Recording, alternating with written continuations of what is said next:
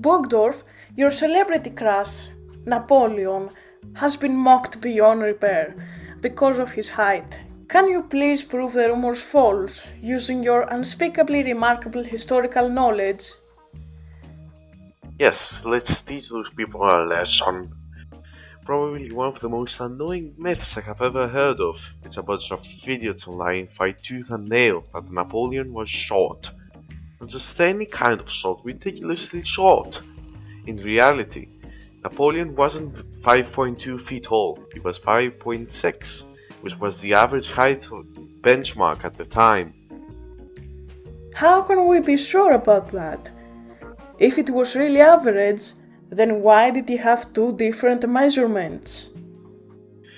This difference in measurements exists since French units of measurement were different from the British ones, which means the French 5.2 feet is actually 5.6 feet, with a measurement we are familiar with today.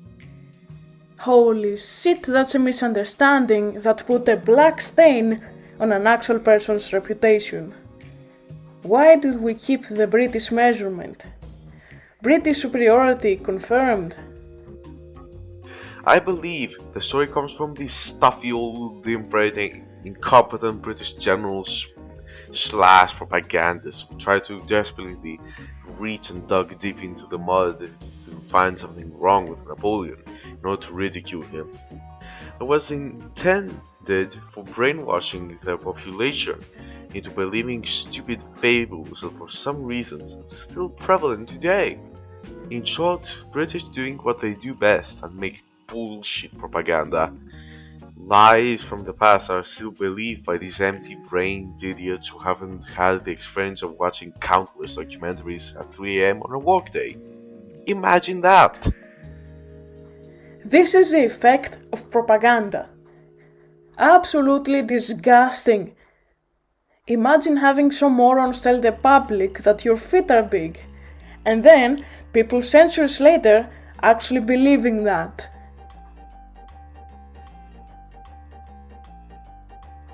How cruel. What else is completely pissing you off about Napoleon? I can say that there's another rumor saying that Napoleon is always around his imperial guard, who are required to stay tall, making the false impression that he is tiny and has got a human wall of people around him. Napoleon is not short, his guards are just real tall. God damn it. These modern day examples of this happening too, they're just not focused on the present enough. Some of you who have the IQ above the average calm-stained paper tissue know about a quote said by one of Napoleon's generals during the campaign, Messena, which said, "His small size and puny face did not put him in their favor, but as soon as he donned his general's hat, he seemed to grow by 2 feet." Is this where it all began? Actually, where the fuck did it begin? An idiotic appearance on a video created this huge shitstorm that the historical brave general Napoleon was ridiculously short, and everyone believed it without looking deep into it. That's literally the only reason you know about it, so please shut up about it.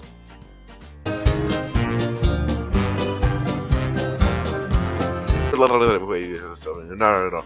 I have to make this long enough just for the ad revenue. Well, how can we make this video longer for our capitalistic bureaucratic purposes? So while we are still on the Napoleon topic, let's also turn towards another annoying Napoleon myth. Is that he was a bloodthirsty conqueror who was hell-bent on ruling Europe. Man, that's so stupid. Oh, our history teacher had blabbered a lot about it. And deep inside, I had imagined you strangling him after having ranted at him for 2 hours. This myth is not true, obviously. Napoleon was simply defending France until 1808 from the invasions of Spain and Russia, which I admit were pretty unnecessary, and pretty much Napoleonic diplomatic blunders from Napoleon. Can you give us an example? The War of the First Coalition, for example. France was having a revolution and all the European powers targeted it and tried to quell it. Napoleon simply protected the revolution. But what about the invasion of Prussia? How can you explain that? The invasion of Prussia was not actually an invasion.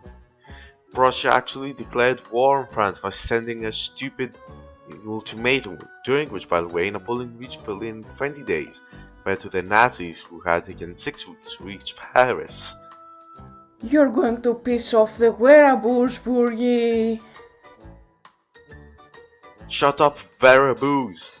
Napoleon did it better than Hitler, and this can be backed up by history itself.